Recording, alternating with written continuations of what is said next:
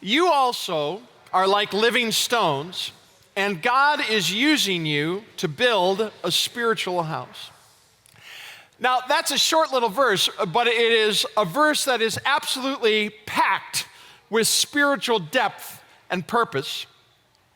The first and most important thing you have to understand as you read this verse is this, that not all spiritual house building projects are the same. And here's what I mean. Probably the most famous spiritual house building project going on in the world right now is the rebuilding of the Notre Dame Cathedral in Paris, France. As you all know, last April, a fire tragically broke out in the roof. And by the time it was extinguished, the building's spire and most of its roof had collapsed, causing extensive damage. That same day, French President Emmanuel Macron pledged that the cathedral would be rebuilt, and within a week, over $1 billion was pledged to fund it. Now, we might call this kind of spiritual house building project building for the past, because that's what they're attempting to do, right? To rebuild the glorious past of this 865-year-old church. But building for the past has turned out to be a whole lot harder than they thought it would be. Just a couple of months ago, news agencies reported that very little of the money that was initially pledged was actually received yet. Because it turns out many donors are not interested in funding the cleanup of the destruction. They want to fund the building of the new spire and maybe get their name on it. And in addition to that, a battle has broken out between traditionalists and innovators. Innovators are advocating rebuilding it in a more modern fashion, while traditionalists want to rebuild it just the way it was. I don't know if you can see this well. This is one of the innovators' suggestions of building a community park on the top of the roof. Even the traditionalists agree that a cathedral, though, that was completely built by hand and without machines, can never be truly duplicated. Building for the past is not easy. That's one kind of spiritual building project. And then there's the kind of spiritual building project you see on my new favorite TV show, Alone. I've talked about this before here. Anyone seen this crazy show? 10 people are dropped in this reality show in the middle of nowhere, and whoever lasts the longest gets $500,000. But it is not just a testing of wills. It's been called by many contestants and observers a spiritual quest of self-discovery. And one of my favorite parts of the show is the amazing shelters, sometimes even called sanctuaries, that the contestants managed to build in the middle of nowhere with almost nothing to use. Perhaps the most amazing shelter was built by season 3 winner Zach Fowler, who won by lasting, amazingly, 87 days in the rugged mountains of Patagonia. What he did was incredible, but I'm certain even he would characterize his work as building for the present. Because even as proud as he was of his accomplishment, he had no intention of staying there long term or ever going back to it. The purpose of that spiritual house building project was to protect him for 87 days and not a single day longer. But there's at least one more kind of spiritual house building project. It's the kind of project that's described in the Bible in Psalm 102. Psalm 102 is an anonymous psalm of lament, likely written by an Israelite suffering in exile. The author there mourns the destruction of Jerusalem and its temple. And he looks forward to the day when he says, "The Lord will rebuild Zion and appear in his glory." But the reason that he looks forward to that day is absolutely startling. He goes on and prays this, let this be written for a future generation, that a people not created may praise the Lord. My friends, that is an amazing statement, because what it's saying is the psalmist is longing for the temple to be rebuilt, but not just for his own benefit. We could say he was building for the future. And you see, what we have to understand is that the Church of Jesus Christ has always been at its best when it has maintained that kind of mindset and attitude. An attitude that says, we're not just here trying to cling to the past, and we're not just doing things for our personal benefit in the present. We are thinking about others and what they need, including some who aren't even born yet. And the reason that that attitude and mindset makes such a huge difference, of course, is because that's the spirit of Jesus. Jesus didn't leave his Father and take on human flesh for his own benefit. In fact, he wasn't thinking about himself at all. He did that for us, long before any of us were ever born. And what I want you to see this morning is that the impact of that mindset and attitude is not just true of the church in general. It's absolutely true of this church, of St. Paul's Lutheran Church and School in Orange, California. Every one of us sitting here this morning are heirs of that legacy of faith from all of those who have gone before us. In 1923, the German-speaking members of St. Paul's instituted a brand new worship service for the very first time in English. They did not do that for themselves. They didn't need a service in English. They did it because they wanted to reach new people for Christ. They were building for the future. In 1957, the people of St. Paul's purchased our present church site down the street and moved their original church from its first location just a few blocks over in Olive. And again, why did they do that? It was not just to accommodate their own needs. They wanted to reach new people for Christ. And so they were building for the future. In 1985, the people of St. Paul's courageously voted to purchase Heim Elementary School and move their entire school to a new location where we're sitting this morning. Some of you were around during that time, I think. This was, you'll remember, a huge financial challenge for this congregation. In fact, some people thought it was too big of a challenge and that it would surely fail. Someone told me yesterday that people left the church when this decision was made because they thought it was so foolish. But the people of St. Paul's moved forward in faith, and look at how God has blessed it.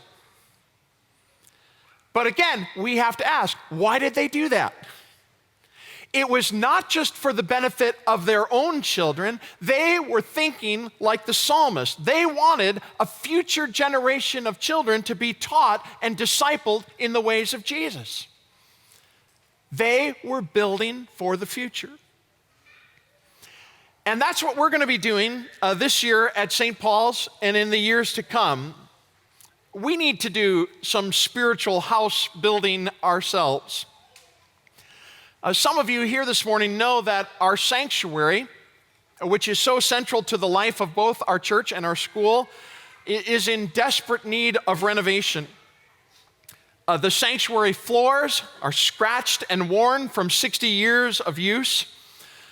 The stained glass windows in the sanctuary are in several places cracked and broken. The beams that support the roof are damaged. The roof itself is falling apart, needs to be replaced, and much more. You've all received a brochure this morning about the campaign, and on page 7 of that brochure, you'll see a detailed listing of many of the issues that need addressing. And you'll also see some artist renderings of what we want to do as we rebuild our spiritual house. And of course, because our spiritual house includes our school, our Building for the Future campaign is also going to contribute toward building up our school endowment fund for tuition assistance. You all know, you heard it today from Rachel Klitzing, that we are truly blessed here to have a nationally recognized school of distinction. What you may not know is that our number one challenge, we believe, going into the future is to keep our school affordable for every family who wants to come here. And so you can read about that on page 8 of the brochure. But here's what I want you to understand about this campaign. These projects that I've just described are not just for us. Of course, all of us sitting here today will probably experience some personal benefit from these things. But the reason we're doing it is not just for ourselves. We want to address these things like the writer of Psalm 102 did, with the hope that a future generation will be blessed by this just as we have from those who have gone before us. And so today and over the next few months, I want to encourage all of you to take that brochure home and read it and ponder it and pray over it and talk about it with your family and really consider how God might be encouraging and enabling you to respond. Now, though, one last thing before we're done. There's at least one really important thing we have to understand about our theme verse this year that I haven't spoken about yet. When the writer of 1 Peter 2 talks about a spiritual house, of course, he's not talking about Notre Dame or the shelters on Alone or even St. Paul's sanctuary. In fact, he's not talking about a building at all. What's he talking about? He's talking about you. He's talking about me. When Peter says you also are like living stones and God is using you to build a spiritual house, he's not talking about something you and I are to do. He's talking about something that we are. Because, of course, properly speaking, the church is not a building. The church is us. Jesus Christ did not die on the cross and rise from the dead to pay for the sins of a building. He did that for us because he wanted to rebuild us. And that's why I love this imagery in our theme verse of living stones. This is what we call and teach our kids here at school an oxymoron, one of my favorite words. An oxymoron is the putting together of two things that do not seem to go together, that seem like polar opposites. Like when we talk about sweet sorrow, or deafening silence, or California Expressway, right? Stones, by definition, are not living things. But you see, this is a picture of the gospel of Jesus. Because this is exactly what God does. He doesn't just raise Jesus from the dead. He raises all of us out of the deadness of our sin into a life that lasts forever. And so maybe the better question for this morning is this one. What rebuilding work does God need to do in your life this year? Maybe, like the sanctuary of Notre Dame, there's some cleanup that needs to happen first. This is what Peter is talking about in verse 1. You heard Mrs. Gomes read it when he says, "Therefore rid yourselves of all malice and all deceit, hypocrisy, envy, slander of every kind." Maybe for some of us here today, the first step of God's rebuilding work in our life is to turn us away from sinful patterns that have become part of the structure of your house. Is that you? Or maybe like Zach Fowler on Alone, you have some walls that need constructing in your spiritual house. This is what Peter's talking about in verse 2 when he says, like newborn babies, crave spiritual milk so that by it you may grow up in salvation. Maybe for you, it's time to finally get serious about going to worship or reading the Bible or having a vibrant prayer life. Is that you? Or maybe, like the psalmist, the first step of God's rebuilding work for you is to get you to start thinking about others and not just yourself. This is what Peter says to us in verse 9. He says to us these wonderful words that we're chosen by God. What an awesome thing. But he says, we're not chosen by God just so that we can say, oh man, isn't it great to be chosen?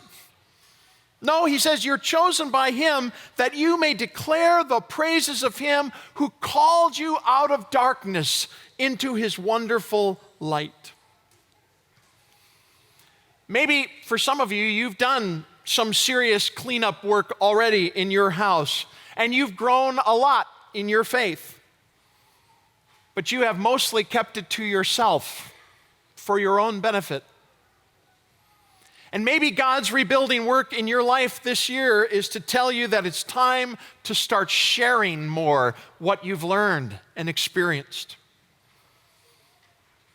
Is that you? The best part of all in this work is that it's not all up to us. This work is not all on our shoulders. My favorite two words of our theme verse are these two little words, are and is. Notice, it's not you should be like living stones. No, you are already. It's not God might use you to build a spiritual house. No, he is already. Because long before any of us ever got interested in any of this stuff, God, the master builder, was already there doing it. He's simply inviting us and honoring us by allowing us to participate in the amazing work he has been doing for a long, long time. God is right now, and always has been, and always will be, building for the future. Let's bow our heads and pray.